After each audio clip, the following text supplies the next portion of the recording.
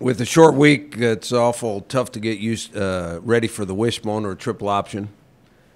It's going to make it hard on us. They're coming in with a lot of confidence because I think they've decided on who their quarterback is, and he's playing really well, and they put it to Navy. And you would guess that Navy would have the best idea, Navy or Army would have the best idea how to defense the triple option. And Air Force ran them right out of the ballpark with the 35-7 score. So they're coming in here with a lot of confidence, and I'm sure they're excited and happy, and they're ready to play. So we don't get to celebrate anything very much, and we got another tough one on Friday night. Is it tough because short work week, walkthroughs, different offense, radically different offense than you practiced against? It's very difficult because, well, they're radical on defense too. I mean, on offense, now you've heard me say this before, I think the triple option is the best offense ever designed because it's the one offense when you get on the board, you can't win. They win every single time because they have they eliminate two guys by reading it the right way, so they have two extra blockers than any other offense does in the running game. Okay, so that's very difficult to get ready for. And then on defense, they are a high-pressure blitz almost every single snap and play straight man coverage. Well, that gives you a lot of problems on offense, but it also gives you an opportunity for big plays. So it's either hit or miss. I mean, you get tackled near the line of scrimmage or you get tackled behind the line of scrimmage or you hit a 50 or 60-yarder, which our formula is to keep the ball, run the clock, and their kind of defense makes it very difficult to do that. Where their offense makes it very easy for them to keep the ball away from us for a long time. So, I mean, we're going into a game that's it's a very difficult matchup, not just for us, it's a difficult matchup for anybody that plays them. You've had a lot of success against them. Do you think you have it figured out better than most? That success was a long time ago. We didn't have a lot of success last year against the triple option. Air Force ran the ball pretty darn good against us last year, gained a bunch of yards, and then Army crushed us. So you can look at that success as ancient history. They're not running the ball like they have historically. I mean, they used to average 360 yards a game. Yeah, because they're throwing it better. Since they've decided on the starting quarterback, he throws it better. I think they even had a 60 or 70-yard completion for a touchdown last week. So they're enticing you to get up there and try to stop the run, and then they're exploiting your one-on-one situations in the secondary. Schematically, how does that change with the way that you guys do your blitzes and everything like that? Because you can't commit. You know, you can't have your guys commit because you were talking about 60, 70 yards, those bust one off like that. Well, I mean, it's the same thing that their defense does to our offense. I mean, you're going to make a choice. Are you going to play it straight up and play zone coverage and have them inch it down the field and keep it for 40 minutes of the game and hope they make a mistake along the way? Or are you going to pressure them and blitz them and give up 60 and 70-yarders every once in a while, but your offense gets the ball back? It's a dilemma now. It's a dilemma. As strong as your defense is against the rush, are you confident in stopping it? Not at all. It's a completely different rush. It's a completely different rushing game than we see all the rest of the time. So how do you simulate that in practice, I guess? If you watched practice yesterday, you can tell there's no way to simulate it. I mean, we have a scout team trying to run it, but it is so slow compared to what they're going to see on Friday night that it's ridiculous. You just have to hope that you guys can defeat some blocks and make some plays.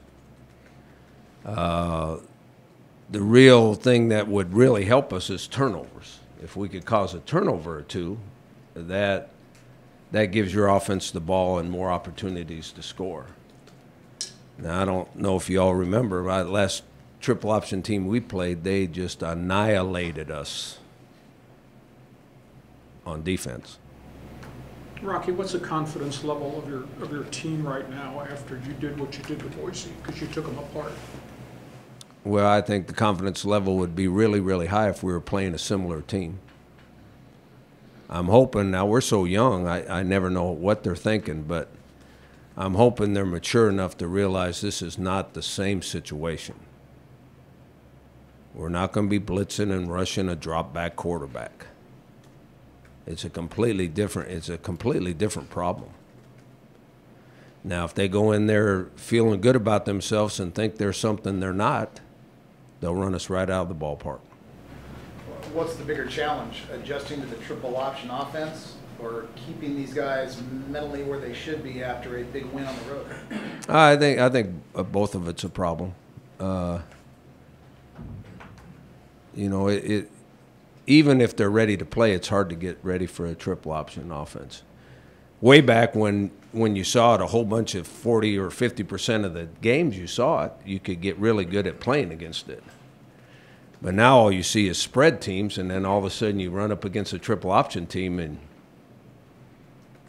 last year we were getting knocked on our backs, and our defensive linemen were getting knocked back 5 yards. Guess what? You can't play any kind of defense when you get knocked back 5 yards. Why don't more teams, you talk about who's the best option, why don't more teams run the triple option? Well, I get this question every year because I honestly believe it gives you a lot of advantages. The offense gives you a lot of advantages. People don't want to watch it. They want to see the ball in the air. They want to see great athletes making big-time plays. They don't want to see someone that's happy with getting 3 yards a carry. The athletes don't want to do it either, right? Oh, it's hard to recruit. It's hard to recruit to it too. That's why I think I'm not sure, but the only other Division I team that runs the triple option is Georgia Tech, other than the 3 academies. And we all respect the guys in the academies. They're not going there to be pro football players. They're going there to do something a lot more important than that. And so it doesn't matter to them what kind of offense they run. And they probably like running this offense because it gives them a chance. Do you think the academies run because the kids are, I guess, more disciplined, you know, just No, I think it gives you a huge advantage strategically. And they don't have to, their players, they don't have to worry about recruiting players to a certain offense and defense so that they can move on to the NFL. Their kids have a lot bigger things in store for them. Coach, a lot of self-inflicting problems last week, like false starts. How do you go by addressing that and fixing that? We just talk about it. Now, I'll say that most of those illegal procedure penalties you can blame on coaching. I don't think we had our team prepared for how loud the crowd was.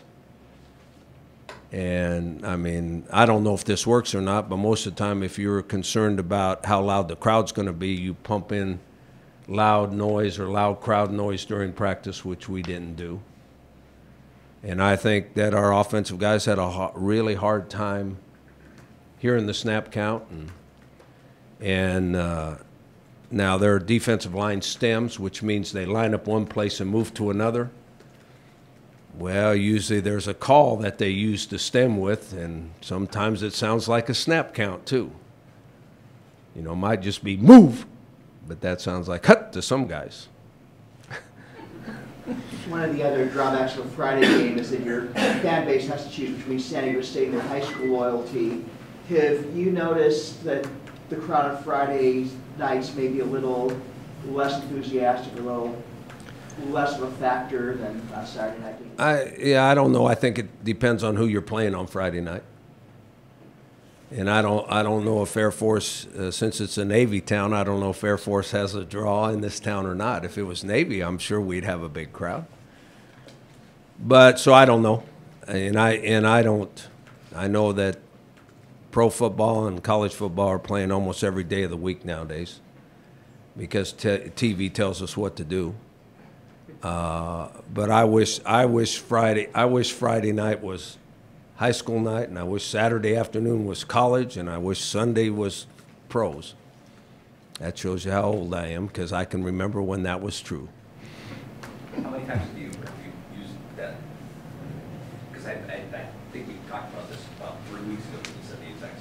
Yeah, I don't think I'm going to change my mind, but no one's asking me, and nobody cares what I think anyway. So we play when they tell us to play.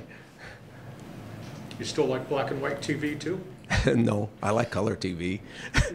You know what? I actually like I like Netflix and all that stuff too. What are you watching on Netflix? Oh, the last thing is what's the train one? Where they're building the train, transcontinental train.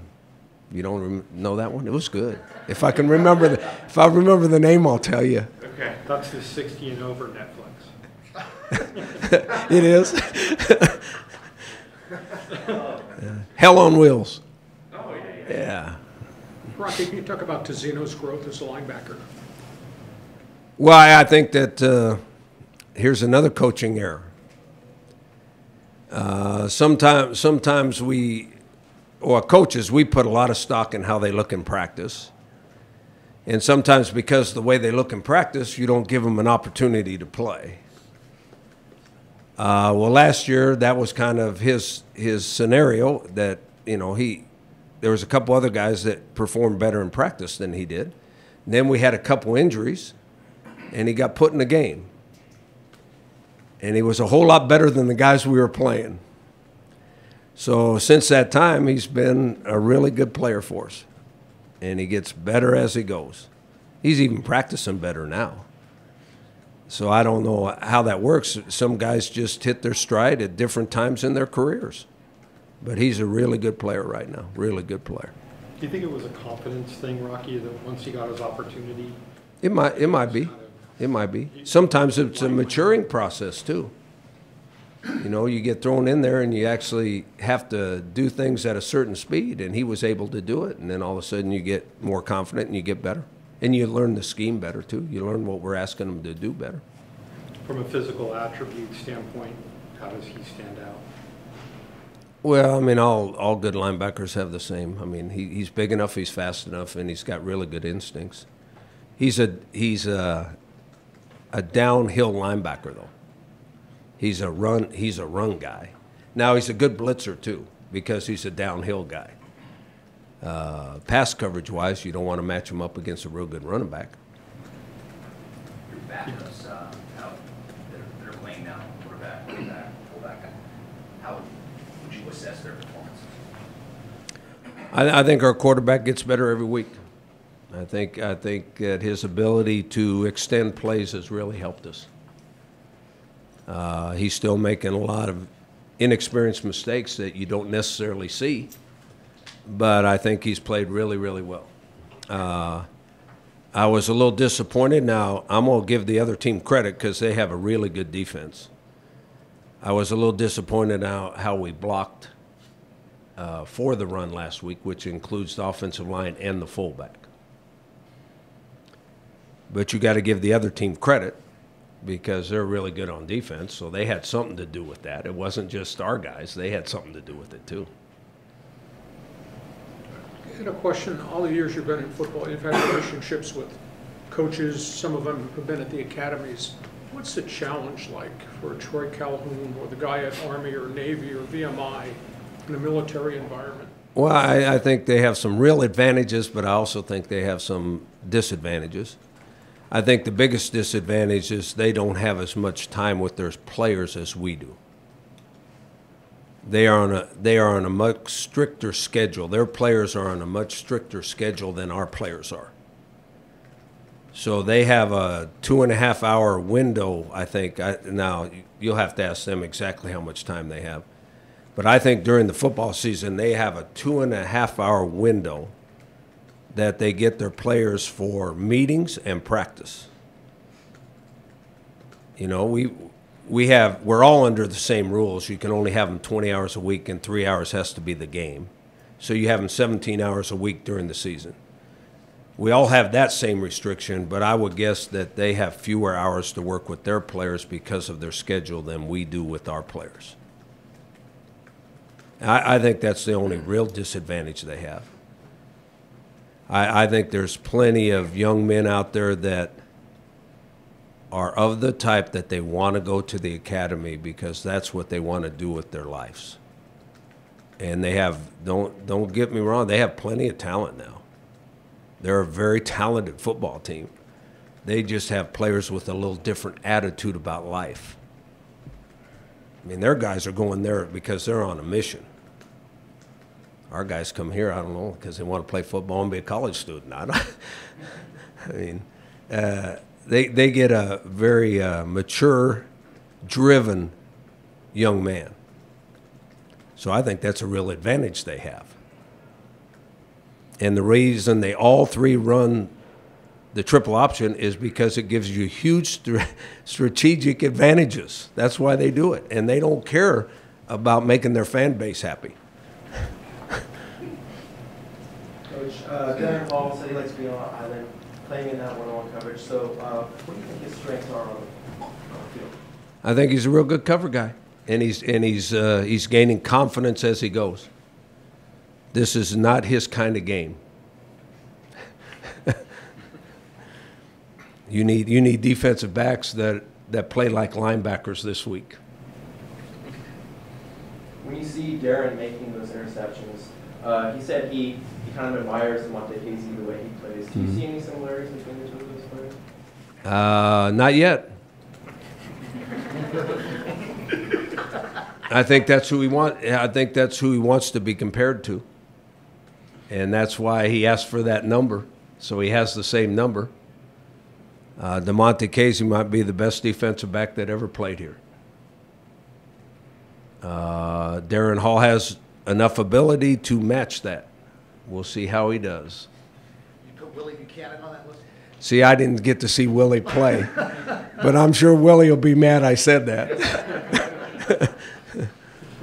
Rocky, did you see the article in the USA Today recently about college coaching contracts? No, I've been told about it. Oh, yeah. Yeah, what are your thoughts about that? Right at the top of the list is coaching for value, and the contracts is Rocky Long and San Diego State. That's nice. It's not time to ask for a raise. No. You know, just two names below you is Nick Saban on that same list. Now, I think that maybe he should give me some of his. Good answer. Are the pressures different coaching at this level with your resources versus being Nick Saban or somebody else? I don't think, I think they're equal, just different. I think the problems are different, the stress is different, but overall the job's exactly the same.